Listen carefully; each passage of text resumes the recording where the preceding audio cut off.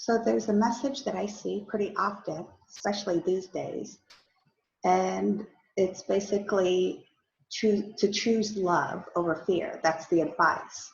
Or that we can make two choices. We can either go the way of love or the way of fear. And maybe in the past, this is an idea that maybe I would have connected to, but actually it doesn't speak to the real experience of working through our doing this inner work and what we call awakening work.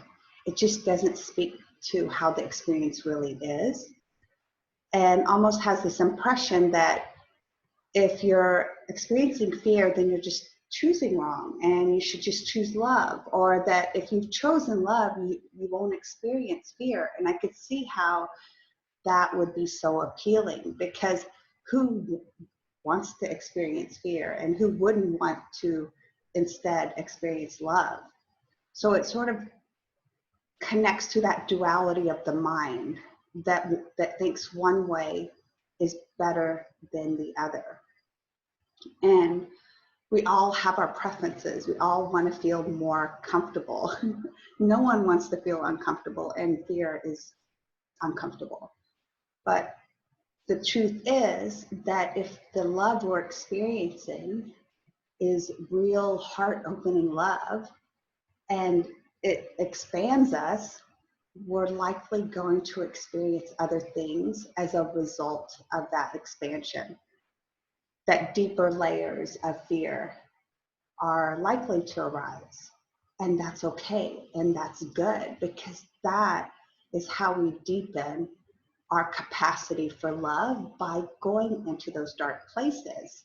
And I say dark places, it sounds scary, but really it's just natural that life brings us ups and downs, and we learn through those experiences.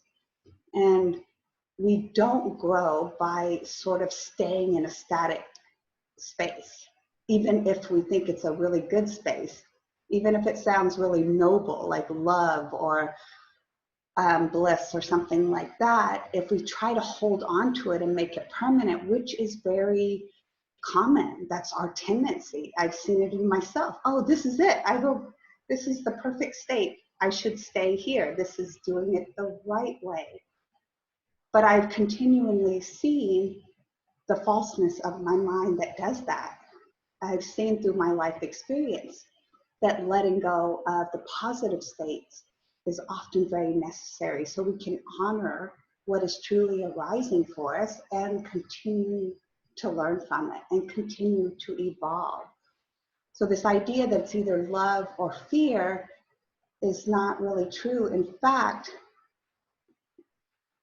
looking at things that way will prevent us from the actual love that we want to experience.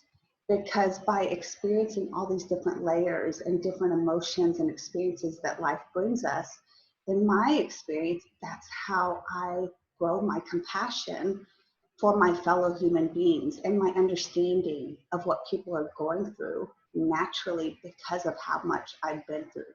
So there's so much more acceptance and less judgment.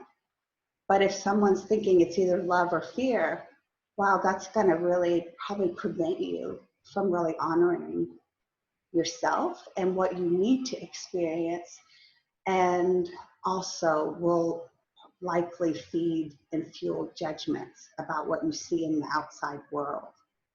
Okay? And yeah, so I would really watch the tendency to look at fear or any difficult emotion as you're doing it wrong. Oh, I'm choosing wrong, or I'm doing it wrong.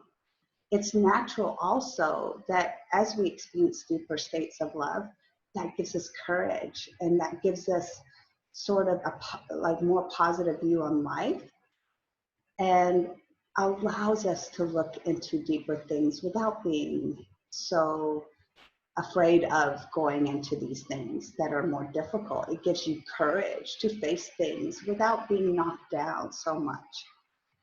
And that's a really good feeling. Yeah.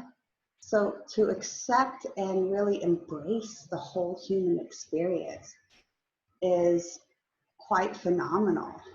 And it does take time to see all the things that maybe we haven't embraced, that we need to look at and work with. So, yeah, and I always post tools in the description box if you want support, some suggested tools that are very powerful to help you if you're experiencing fear. And yeah, be brave and face yourself.